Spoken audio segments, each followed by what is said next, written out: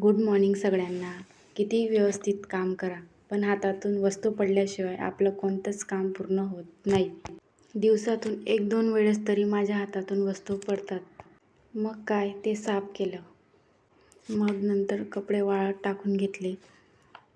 इकडे सान्वीची खूप मस्ती चालू होती.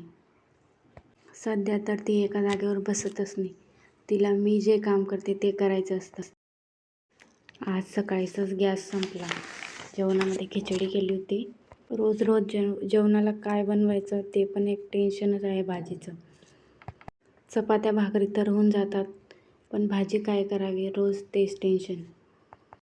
गॅस संपला होता म्हणून आपली साधी सिंपल आज खिचडीच केली. मी इलेक्ट्रॉनिक शेगडी घेतलेली आहे, त्याच्यावर खिचडी केली होती.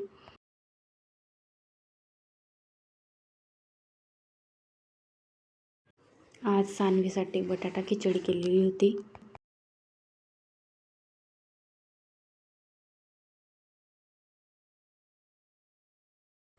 संध्याकाळच्या जेवणात भाकरी आणि गिलक्याची भाजी केली होती. संध्याकाळी स्वयंपाक शेगडीवरच केला होता, कारण आज गॅस भेटणार नव्हता.